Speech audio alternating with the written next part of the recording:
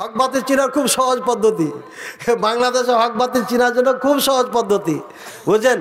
Doctor Kafiluddin সরকার সালেহীর দিকে দেখবেন বাতিল, বুঝছেন? মদিনার ছাত্রদের দেখবেন হক। এই দুই দলের দিকে দেখবেন, তাহলে হক বাতিল পেয়ে যাবেন। মদিনার ছাত্র যারা, তারা হকের উপরে আছে, কিয়ামত পর্যন্ত থাকবে। এটা রাসূলুল্লাহ সাল্লাল্লাহু আলাইহি ওয়াসাল্লামের নিজ হাতে তৈরি করা মাদ্রাসা, এখানে বাতিল ঢুকতে পারে না। সুতরাং আপনার দিন ধর্মকে মক্কা মদিনার সাথে মিলিয়ে নেবেন। মক্কা মদিনায় যে ধর্ম আজও পালন করে, সেই ধর্ম আজও বুখারী মুসলিমে আছে, বলেন সুবহানাল্লাহ। পৃথিবীর সেরা কিতাবের নাম কি কোরআনের পরে? বুখারী মুসলিম। বুখারী মুসলিমের সাথে যাদের মিল নাই, তাদের কোনো কিছুই মিল নাই। আহলে সুন্নাহ ওয়াল জামাতের আমি গত খুতবা দিয়েছি, কোথায়? গোপালগঞ্জে, প্রধানমন্ত্রী এলাকায়। আবার কেন না প্রধানমন্ত্রী আমার কেউ। হক বাতিলের লড়াই, এই লোকটা বই লিখেছে, হক বাতিলের লড়াই। বইটা আমাকে এক ভাই দিয়েছেন, সুদূর নারায়ণগঞ্জ থেকে এসে বইটা দিয়ে গেছেন। তো আমি এই লোকটাকে চ্যালেঞ্জ করেছিলাম মুনাজারা বাহাস করার জন্য। তো উনি আমার এই 11 মিনিটের চ্যালেঞ্জের বক্তব্য জবাব দিয়েছিলেন 1 ঘন্টাতে, সম্ভবত 1 ঘন্টা কি 1.5 ঘন্টায়। তারপরে ওখানে উনি বলেছিলেন 25টা বিষয়ে আপনাদের সাথে কখনো আপোষ হবে না। কি আপোষ? 25টা। তার মধ্যে আল্লাহকে আপনারা বলেন আরশের উপরে আছে, আর আমি বলি আল্লাহ সব জায়গায় বিরাজমান, এটার সাথে আপোষ হবে না। তুমি জাহেল হলে তো আপোষ হবেই না। আরে কোরআনে 25টা আয়াত আমি উল্লেখ করেছি আমার বইয়ে, নিয়ে যাবেন। হক বাতিলের লড়াইয়ের জব হয়ে যাবে ওখানে। এখানে যা আছে সব হক, এর বাইরে যা সব বাতিল। আল্লাহ কোথায় আছেন?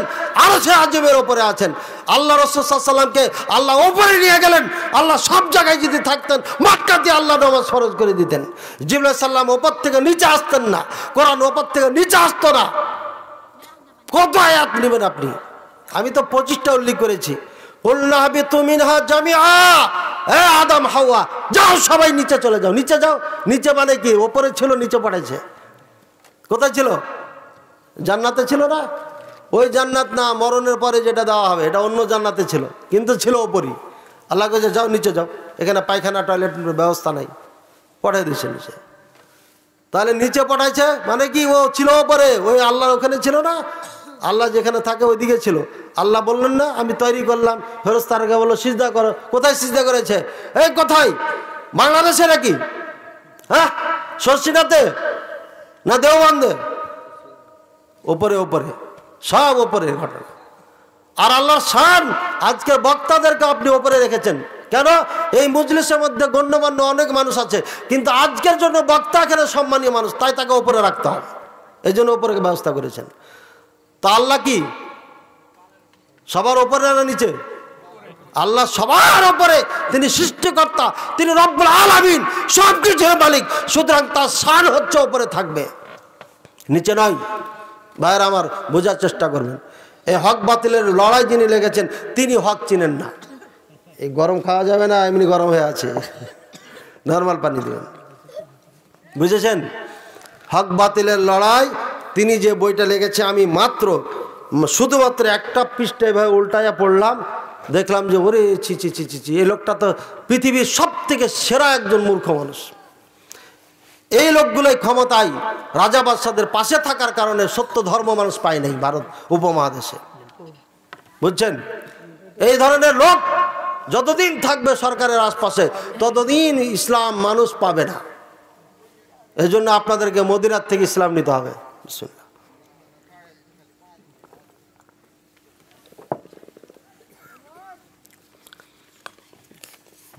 অনেক প্রশ্ন ভাই, আহলে হাদিস হলে বায়াত করা যাবে কি? রুকু সিজদায় বাংলায় দোয়া করা যাবে কি? রুকু সিজদায় বাংলা দোয়া করা যাবে না।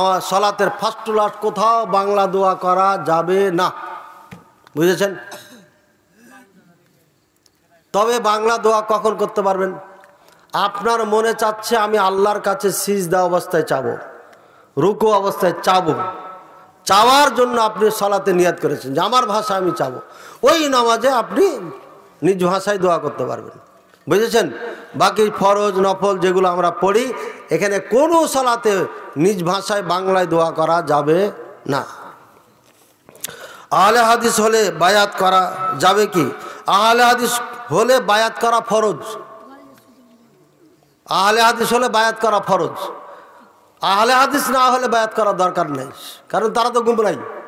যদি আপনি বলেন যে আমি হক সত্য পথে আছি, তাহলে বায়াত করতে হবে, ফরজ আপনার জন্য। কার বায়াত করবেন? কার বায়াত করবেন? দেশ প্রধানের বায়াত করতে হবে। যিনি দেশের প্রধান হবে তার বায়াত করতে হবে, এটা ফরজ প্রত্যেকটি নাগরিকের জন্য। কথা বুঝেছেন? হ্যাঁ, বুঝেছেন না বুঝেন নাই? খলিফাতুল মুসলিমিন যিনি নিযুক্ত হবে তার বিপক্ষে যাওয়াই যাবে না। ইদা বুইয়া খলিফাতাইনি ফাকতুল আখার। একজন বায়াত নেওয়া হয়ে গেছে, ইনি আমাদের নেতা, পরে যদি ইনি আবার বায়াত নিতে যায়, এই ওনাকে নেতা মানা যাবে না, আমার কাছে বায়াত হও, আমি নেতা, তাহলে ইনাকে হত্যা করে দাও, রাসূল সাল্লাল্লাহু আলাইহি ওয়াসাল্লাম বলেছেন। বুঝেছেন? তাহলে বায়াত করা ফরজ, বায়াত ভঙ্গ করা যাবে না, ভঙ্গ করলে হত্যা করতে হবে। কঠিন, সাবধান। এগুলো মাসালা গণতন্ত্র আসার কারণে হারিয়ে গেছে। সৌদি আরবে যান, উল্টাপাল্টা করবেন, একদম কল্লা পার করে দিবে। রাজার বিপক্ষে গেলেই বা কল্লা পার করে দিবে, কোনো বিচার নেই, এটাই বিচার। এটা হাদিস আছে যে স্পষ্ট, এই জন্য ওরা দেরি করে না, রাজার বিপক্ষে এই জন্য যাবে না। ওখানে দুইটা জিনিস, ওলামায়ে কেরামদের বিপক্ষে আর রাজাদের বিপক্ষে কথা বলা যাবে না। কথা বলছেন? বলে এটা তো অন্যায়। অন্যায় না, এটাই ঠিক। কলিমুদ্দিন সলিমুদ্দিন আপনি কেটা রাজার বিপক্ষে কথা বলার? যদি বিপক্ষে বলতে হয় চুপচাপ করে বলতে হবে। নেতাদের ব্যাপারে ওপেনে এভাবে কিছু বলার অনুমতি নাই ইসলামে, ওদেরকে চুপে চাপে নসিহত করতে হবে। যা হোক ভাইরা, আচ্ছা, গিয়াসউদ্দিন তাহিরি বলেন আহলে হাদিসরা আম্মাওয়ালা নামাজ পড়ে, বিস্তারিত জানাবেন। গিয়াসউদ্দিন তাহিরি তো এ কথা বলবি, ও তো আলেম না, ও তো গান গাওয়া একজন গায়ক। একবার দেখলাম মিছিল করতেছে, ভোটে দাঁড়ায় মনে হয় নাকি, মিছিল করতেছে। ওই একটা শিল্পী, গলা সুন্দর, চেহারা সুন্দর, আলতালি বৃষ্টি দেয়, এখানে টিপ দেয়, মাথায় একটা টুপি পরে, এখানে আলী লেখা, এখানে ফাতেমা, এখানে হাসান, এখানে হুসাইন, হ্যাঁ, মানে ও শিয়া। এগুলো যারা লেখে ওরা শিয়া। তো সে নিজেই মুলবি না, জানে না ধর্ম কর্ম, বুঝে না, ও তো আম্মাওয়ালা বলবে। আলহামদুলিল্লাহ তার মা আমাদের মতো নামাজ পড়ে, এই জন্য আলহামদুলিল্লাহ বলেন। ওর মা লামাজাবি আহলে হাদিস। তাহলে বোঝা গেল তাহিরি মার্কা যত মুলবি আছে নামধারী, তাদের সবার মা হচ্ছে আমাদের আহলে হাদিস। ওদের ঘর থেকে ওইগুলোকে নিয়ে আসতে হবে, রাখা যাবে না। আহলে হাদিস মহিলা কেন রাখবে ঘরের মধ্যে? সব নিয়ে আসা উচিত। তাহিরি কোনো আলেম না, সুতরাং ওর কথা শুনে আপনার চিন্তা করার কোনো বিষয়ও না। রফুল ইয়াদাইন করা, বুকে হাত বাঁধা, বুখারীর হাদিস। বলে বুখারীতে কোথায় পেলেন? এগুলো জবাব আমার দেওয়া আছে। মুখলিস বিন আরশাদ মাদানী নামে ইউটিউবে ঢুকবেন, একটু কষ্ট করে দেখবেন, সব প্রশ্নের জবাব দেওয়া আছে। যারা আমাদের বক্তব্য শুনে তারা এসব প্রশ্নের উত্তর দিতে পারে। আরে বুখারী মুসলিম পড়ে পড়ে জবাব দেওয়া আছে। আপনি আরবি পড়তে পারেন না, আপনি বক্তব্য দিয়ে বুঝান কেমনে? অবশ্যই আরবি যারা পারে তাদের বক্তব্য শুনে আপনি নোট করে বুঝাচ্ছেন, বুঝে নিতে হবে। এখানে আলেমেরা, এক মিনিট থামেন, শেষ করি। আলেমেরা যতক্ষণ আরবির থেকে এটা বের করে না নিয়ে আসবে তো সাধারণ মানুষ জানবে কিভাবে? এজন্য ভাইয়ের আমার, বুকে হাত বাঁধা এটা বুখারী হাদিস। কেমনে আমি বুঝিয়ে দিচ্ছি। কানান নাস ইউমারুনা আই ইয়াদা'আর রাজুলু ইয়াদাহুল ইউমনা আলা যিরাইহিল ইসরা। বুখারী, এটা বুখারী হাদিস। এই কথা বলেন না। রাসূলুল্লাহ সাল্লাল্লাহু আলাইহি ওয়াসাল্লাম সাহাবায়ে কেরামদেরকে আদেশ করতেন ডান হাতকে, এই পুরুষেরা, পুরুষ আয়াদার রজুলু, রজুল মানে পুরুষ, একজন পুরুষ তার ডান হাতকে বাম হাতে জেরার ওপর রাখবে। জেরা কোনটা? এখান থেকে এ পর্যন্ত, এটাকে জেরা বলা হয়। পৃথিবীর যত ডিকশনারি আছে দেখেন, তাহলে ডান হাতটাকে জেরা ওপর রাখেন। জেরা ওপর রাখা হয়েছে? আরে হয়নি, অর্ধেক হয়েছে। এবার হয়েছে। এবার রাখেন, ছেড়ে দেন ওদের কথা অনুযায়ী ছেড়ে দেন। কোথায় যাচ্ছে? নামির নিচে? কোথায়? তোর বুক ফাটিয়ে দেবো, তোর মারে কোথায়? এটা না, তাহলে বুক এ পর্যন্ত বোঝা যাচ্ছে। এই যে দেখেন, বুখারী হাদিস দ্বারা বুকে হাত বাঁধা প্রমাণিত হলো। তো বলবেন যে শেখ আপনাকে নামাজ পড়তে দেখলাম, তখন তো আপনি এইভাবে হাত বেঁধেছিলেন। বা এভাবে বেঁধেছিলেন। হ্যাঁ, আরও 3টা হাদিস আছে। একটা আছে এখানে, একটা আছে এখানে, একটা আছে এখানে, আর একটা আছে এখানে। কটা হলো? 4টা হাদিস। মাযহাব মানলে 3টা মানা যায়, এই বড় হুজুররা কয়েছে। হ্যাঁ, আমাদের অলি নাকি অলিপুরি সাহেব, মনিরুল ইসলাম অলিপুরি সাহেব বলেছেন, হ্যাঁ মাযহাব মানলে 3টা হাদিসের ওপর আমল হয়, আর মাযহাব না মানলে একটা হাদিসের আমল হয়। আর আমি বলছি মাযহাব মানলে 3টার ওপর আমল করতে পারে, মাযহাব না মানলে 4টার ওপর আমল করতে পারে। কথা বলছেন? দেখেন কয়টার ওপর আমল হলো। জেরার অর্ধেক নিয়ে এনেছি, এই দেখেন অর্ধেক গেছে না। সাইদের হাদিস আছে, সাইদ নিয়ে এনেছি। রুজগের হাদিস আছে, রুজগর নিয়ে এনেছি। কাফের হাদিস আছে, কাছে নিয়ে এনেছি। হলো না? হলো না? 4টা। এখন এক হাদিস আছে রেখা দাও, রেখে দিয়েছি। আর এক হাদিসে ধরে নাও, ধরে নিয়েছি। এই 2 ভাগে ধরতে পারবে। এখন হানাফি পণ্ডিতেরা কইতেছে, আরে আমরা তো একটু চালাক বেশি, পদ্মার তাজা ইলিশ খাই আমরা, বুঝছেন? তখন ওরা বুদ্ধি করে কইছে, বুড়া দিয়া ধরেন, ছোট দিয়া ধরেন, 3টাকে রাখেন। কি এটা রাসূলুল্লাহ সাল্লাল্লাহু আলাইহি ওয়াসাল্লাম বলেছেন? এটা পালেন কই আপনি? সৌদি আরবের সমস্ত ওলামায়ে কেরাম, 3 মাযহাবের সকল ওলামায়ে কেরাম বলছে না, যেভাবে হাদিস আছে হয় এভাবে ধরেন আর না এভাবে রাখেন। আগে বুকের ওপরে তো ছিলই, কাজে রাখবো কোথায়? এখন বুকের ওপরে স্পষ্ট রাখার কোনো হাদিস আছে কিনা? নিচে ওপরে স্পষ্ট হাদিস একটা আছে, আলা সাদরিহি, বুকের ওপরে, বুকের ওপরে একদম স্পষ্ট, ইবনে খুজাইমার হাদিস। পৃথিবীতে যত হাদিস আছে স্থানের নাম নিয়ে, তার মধ্যে বুকের ওপরে যে হাদিসটা সব থেকে বিশুদ্ধ, সব থেকে ভালো। কি বললাম? ভালো করে কথাটা বুঝেন। পৃথিবীতে নাম ধরে রাখার, যে এখানে রাখো, এখানে রাখো, এখানে রাখো, যত রাখার জায়গার নাম ধরা হয়েছে, নাভির নিচে, মাঝে, ও বুকের ওপরে, এই যতগুলো নাম নেওয়া হয়েছে, তার মধ্যে বুকের ওপরে যে হাদিসটা আছে এটা সব থেকে ভালো। আর নাভির নিচে হাত বাঁধার হাদিসই নেই। বলে কি বললেন এটা? হ্যাঁ, চ্যালেঞ্জ করছি, 14 গোষ্ঠীকে চ্যালেঞ্জ করছি, এই মৌলবীদের নাভির নিচে হাত বাঁধার হাদিসই নেই। আল্লামা কাশ্মীরি, আনোয়ার শাহ কাশ্মীরি রাহিমাহুল্লাহ, দেওবন্দের বাণী, বড় বিশাল ওলামা আলেম এই ভারত উপমহাদেশের। উনি ফয়জুল বারি বোখারির ব্যাখ্যা লিখে গেছেন, ওখানে লিখে দিয়েছেন। তাকি উসমানী দরসে তিরমিজি লিখেছেন, ওখানে উনি লিখেছেন। বলছেন আল্লামা কাশ্মীর রায় বলছেন, হস্তলিপি আমি এক এক করে 3টা নুসখা দেখেছি, কোনো জায়গাতে নাভির নিচে শব্দটা নাই। পরবর্তীতে শব্দটাকে ঢুকিয়ে দেওয়া হয়েছে, তাহলে নাভির নিচের হাদিসই নাই পৃথিবীতে, এটা ঢোকানো হয়েছে পরে। কথা বলছেন? এটা কি করা হয়েছে? ঢোকানো হয়েছে। আম্মাওয়ালা নামাজ বলে, এই মৌলবী মূর্খ, এই জন্য আম্মাওয়ালা নামাজ বলে। আমার একটা দোস্ত ছিল না, আমার দোস্তের নাম কি? মোনাজার আব্বাসের মোবাইলে দোস্ত বলতাম। একবার বউ তালাক দেওয়াচ্ছিলাম, অল্প লেগে বেঁচে গেছে। কে? আমাদের বক্তব্য তো আপনারা শুনবেন না, কারণ আমরা তো 35,000 টাকা 40,000 টাকার বক্তা না, তাই না? এই জন্য আমাদের বক্তব্য শুনবেন না। আর এগুলো জবাব অনেক আগে দেওয়া আছে, আমার অনেক আগের থেকে জবাব দেওয়া আসছে এগুলো। ভাইয়ের আমার, কি বলছিলাম, কি বললাম? আমার দোস্ত একজন আছে, লুৎফর রহমান ফারাইজি, নাম শুনেছেন? হেলিকপ্টার দিয়ে আওয়াজ করাই তো তাকে, এই বাংলাদেশের মুসলমান এমন হিরো হয়ে গেছিল।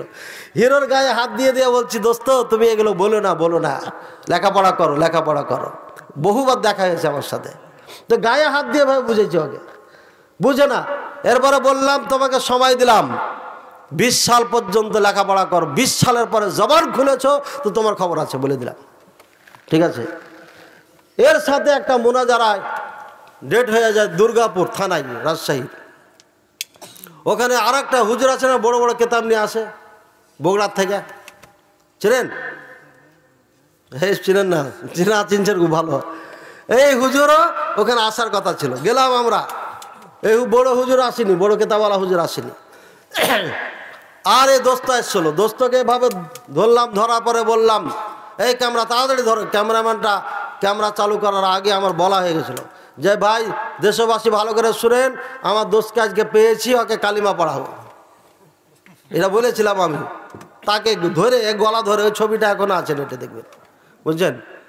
এই সেই লোক চ্যালেঞ্জ করে বেড়াইত। এরপরে যাক মোনাজারা সেদিন হলো না, প্রশাসন বলল যে এগুলো তো মীমাংসিত জিনিস। 6 তাকবীর 12 তাকবীর মক্কা মদিনা সহ বিভিন্ন দেশে 12 তাকবীর ঈদের সালাত পড়ে, আর আপনারা এটা নিয়ে গণ্ডগোল করছেন কেন? ঈদগাহাতে যেভাবে ছিল এভাবে চলবে, একটা জ্যাক ফয়সালা ওনারা করে দিলেন, নিজেরাই করে দিলেন, মোনাজারা বহাসের প্রয়োজন হলো না। প্রশাসনের সামনে বললাম, এই দোস্ত তোমাকে না বললাম তুমি লেখাপড়া করো 2 বছর, তারপরে বহাস মোনাজারা আসো, তো তুমি লেখাপড়া না করে আইলাকা, এভাবে বলেছি আমি একদম। ঠিক আছে, হেই যায় কি করেছে, থানার থেকে বের হয়ে যায় পোস্ট করেছে ফেসবুকে যে এতদিন আহলে হাদিসেরা বসতে রাজি হচ্ছিল না, আর এখন বসতে রাজি হলো তো মোনাজারা করতে রাজি হলো না। বলে কি, পরে সাথে সাথে ফোন লাগালাম, কে যেন আমাকে বললে এই ঘটনা, ওই ফোন লাগালাম, এই মোনাফিক কথা কারো, মোনাফিক কি পোস্ট করেছো তুমি, এখনই মোনাজারা করবো তোমার সাথে, আসো। ঠিক আছে, এই মোবাইল কেটে দিল তো দিল, আজ পর্যন্ত কেটে দিয়েছে, অথচ আমাকে ঘুমাইতে দিত না, যখন তখন ফোন দিত।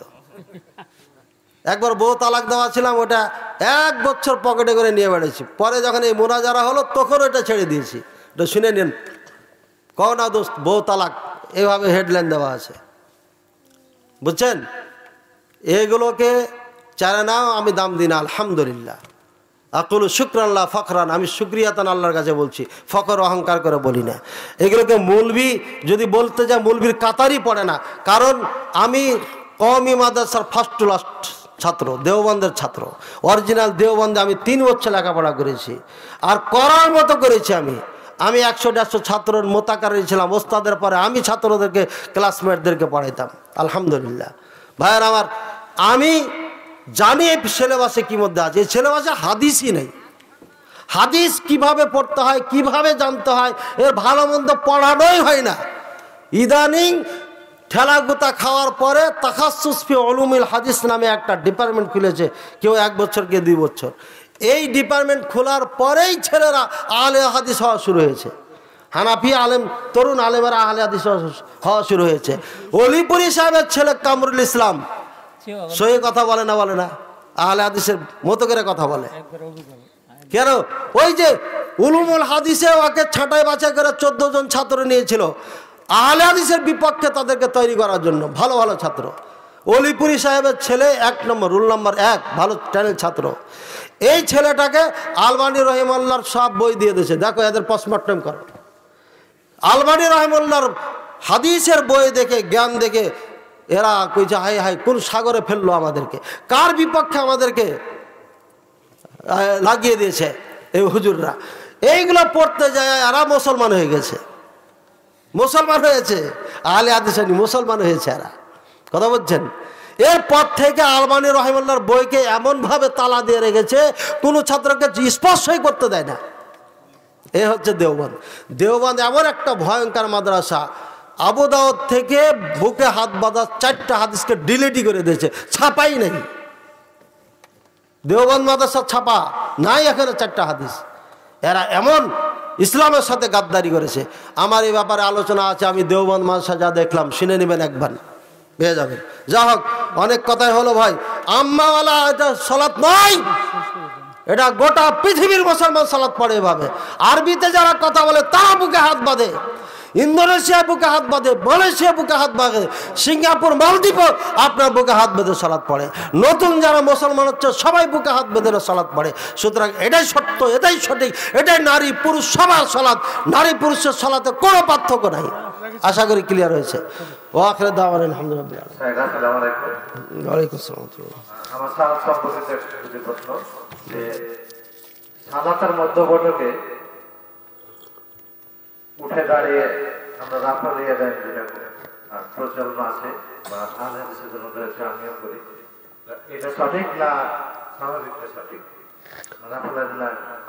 রফল ইয়াদাইন করা এটা সহিহ মুসলিমের হাদিস, এটা সঠিক এবং একদম সহিহ হাদিস। বুখারী মুসলিমে যে হাদিস পেয়ে যাবেন, চোখ বন্ধ করে মেনে নেবেন। কারণ বুখারী আর মুসলিম যখন হাদিসগুলো লেখা হয়, সব থেকে পৃথিবীর সেরা হাদিস যেগুলো, এবং যে হাদিসগুলো গোটা বিশ্বের মুসলমান ঐক্যমত ছিল, আমল করত, ওই হাদিসগুলো এখানে নেওয়া হয়েছে। কাজে বুখারী মুসলিম কমপক্ষে বাংলাটা রাখেন, ইসলামী ফাউন্ডেশনেরটাই রাখেন, পড়েন আর আমল করেন, কোনো কিছু দেখার দরকার নেই। দ্বিতীয় প্রশ্ন হচ্ছে যে সালাত শেষে আমরা আহলে হাদিস আর সালাফি মানহাজারি হোক, এখানে আল্লাহু আকবার বলা হয়। আল্লাহু আকবার বলাটা সঠিক না আস্তাগফিরুল্লাহ বলা? বুখারীতে যে হাদিসটি রয়েছে যে আমি তাকবীর শুনে বুঝতাম যে সালাত শেষ হয়েছে, এই হাদিসটা তাকবীর শুনে আমি বুঝতাম সালাত শেষ হয়েছে, ইবনে আব্বাস রাদিয়াল্লাহু তাআলা আনহুমা বলেন। কিন্তু রাসূলুল্লাহ সাল্লাল্লাহু আলাইহি ওয়াসাল্লাম সাহাবায়ে কেরামের সারা জীবনের আমলে এটা পাওয়া যায় না। আল্লাহু আকবার এই কথা বলেছেন, এটা পাওয়া যায় না। সুতরাং এর তাকবীর মানে কি? এর তাকবীর মানে হচ্ছে আমরা সালাম ফেরার পরে কি বলি? আস্তাগফিরুল্লাহ। কয়বার বলি? তিনবার। আস্তাগফিরুল্লাহ মানে কি? এ আল্লাহ তোমার কাছে ক্ষমা চাচ্ছি। তো যে ক্ষমা চাই সে বড় হয় না, যার কাছে চাই সে বড়। তাহলে আল্লাহ এখানে বড় হলো না? হলো না? এটা এক তাকবীরের আওতাধীন। আল্লাহুম্মা আনতাস সালাম ওয়া মিনকাস সালাম, তুমি শান্তি, তোমার থেকে শান্তি। তাহলে এটা আল্লাহর বড়ত্ব হলো না? হলো না? লা ইলাহা ইল্লাল্লাহু ওয়াহদাহু লা শারীকা লাহু, আল্লাহ তুমি ছাড়া কোনো মাবুদ নাই, তোমার সাথে কোনো অংশীদারও নাই, তোমার কোনো অংশীদারও নাই। বড় হলো না? হলো না? লা হাওলা ওয়ালা কুওয়াতা ইল্লা বিল্লাহ, লা না'বুদুকা ইয়্যা, তোমার ছাড়া কাউর ইবাদত করি না, তুমি চাইলে তুমি দিলে পারে, কেউ মানা করতে পারে না, তুমি মানা করলে কেউ দিতে পারে না। বড়ত্ব হচ্ছে না? এগুলো সব তাকবীর। সুতরাং ব্যাখ্যা হচ্ছে কি, ওই তাকবীর দিয়ে উদ্দেশ্য হচ্ছে রাসূলুল্লাহ সাল্লাল্লাহু আলাইহি ওয়াসাল্লাম 5 ওয়াক্ত সালাতের পরে যেগুলো বলতেন এটাই সেটা। আল্লাহু আকবার এই শব্দে না, ঠিক আছে? এ হলো মাসআলা। আমাদের বাংলা ভারতের কিছু আলেম বলে থাকেন যেহেতু তাকবীর কথাটা আছে তাই মনে মনে আল্লাহু আকবার বলে নিন, কিন্তু এটা আলেমদের কথা, আমলে পাওয়া যায় না। আশা করি বুঝতে পেরেছি। জি সম্মানিত ভাইয়েরা, আমাদের রাত অনেক হয়ে গেছে, প্রশ্ন অনেক আছে ছিল কিন্তু এখন আর সম্ভব না, কাজে এখান থেকে সমাপ্তি করছি। সব শেষে দোয়া করি, আল্লাহ তুমি এই কামালপুর দারুস সালাম হাফিজিয়া মাদ্রাসাকে কবুল করে নাও। যারা দান করতে চান দান করেন। এক ভাই জাহাঙ্গীর ভাই 1000 টাকা দিয়েছেন, আল্লাহ তুমি কবুল করে নাও। মাশাআল্লাহ, আরেকজন 2000 টাকা দিয়ে, এই দেখেন একদম খাঁটি দান, এগুলো খাঁটি দাম, নাম নাই দান, এটা হচ্ছে দান। নাম ছাড়া দান করেন তো কামে আসবে, আর নাম নেওয়ার জন্য দান করবেন তো কাম আসবে না। হ্যাঁ, উদ্বুদ্ধ করার জন্য দান করবেন তাহলে ঠিক আছে, নিয়াত ঠিক আছে, নেকি ঠিক আছে। আর যদি নিয়াত ঠিক না থাকে নেকিও ঠিক নেই। এই যে আর এক ছোট্ট বাচ্চা 100 টাকা দিয়েছে, মাশাআল্লাহ, আল্লাহ তুমি কবুল করে নাও। আল্লাহ বারিক ফি ওয়া আলি ওয়া আলি। জাযাকুমুল্লাহ খায়রান, দোয়া করবেন আমাদের জন্য ইনশাআল্লাহ। ওয়া আলাইকুম।